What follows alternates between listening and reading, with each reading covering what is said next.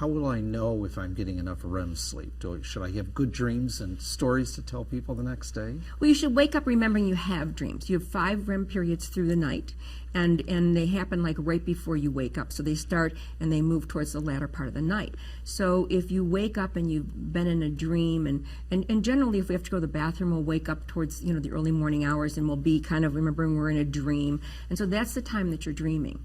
So if you say to somebody, do you ever dream? And they say, I never dream and I never remember my dreams, then there's a good chance that maybe they don't get a whole lot of REM sleep.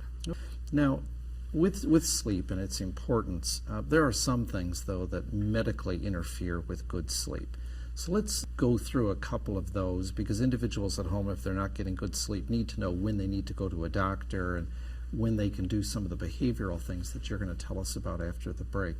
So restless leg syndrome, what is that, and is that something I should go see a doctor for?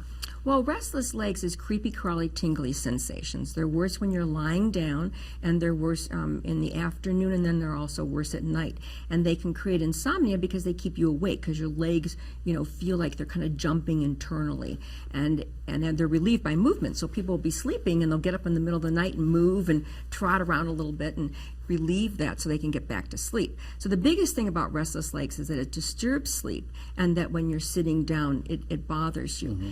When there's medication that relieves that, but the problem is the medication, like pain medication, only lasts for so long. So you really kind of wait to do medication as long as you can, and because the aged population really suffer from restless legs, and they can't even sit in a movie theater or an airplane because their legs are bothering them. Dementia conditions or Alzheimer's, that can affect sleep as well, right? Very much, and again, as I said, insomnia, can impact the sleep and actually be part of looking at causal factors leading to Alzheimer's disease.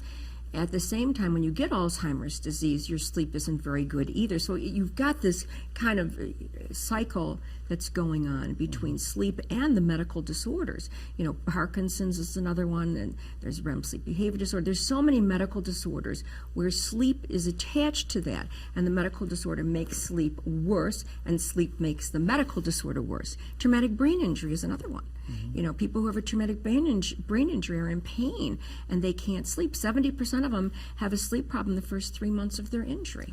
So with any of those conditions that you identified, probably the first stop for someone is at their primary medical care person to look at what that condition is and see the impact on how it's affecting their nighttime hours. When they have a medical disorder, the question that we really urge physicians to ask is if people are snoring or mouth breathing. That's the million-dollar question. We're not asking children all the time. We're not asking adults. We're not asking the aged population, and we really need to do that. Why is that? Because snoring can be significant of sleep apnea, and the louder that you snore, the better your odds that you have sleep apnea. Mouth breathing, especially in children, can be a precursor to sleep apnea, and of course the more that they mouth breathe, the more that can be an issue.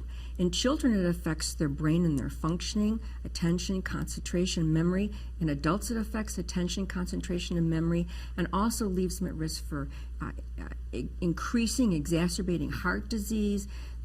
Sleep apnea is a major issue and a factor in cardiovascular disease, heart disease. If I stay up for a long period of time, I know I get sleepier. So is that how the sleep process works? What tells my body that it's time to go to sleep? Well, you have two processes that work. One is the circadian rhythm factor, and the other is process S. The circadian is that there's a natural rhythm. Okay. And actually it gets a little more technical there. These clock genes, and clock genes are in all our internal organs. But the point is that we're all run by the circadian rhythm, which is light. And so we all wake up at about 8 o'clock in the morning. We all get tired about 11, 12 o'clock at night. Our core body temperature drops, melatonin kicks in, and we're ready for sleep. Process S is how long you've slept.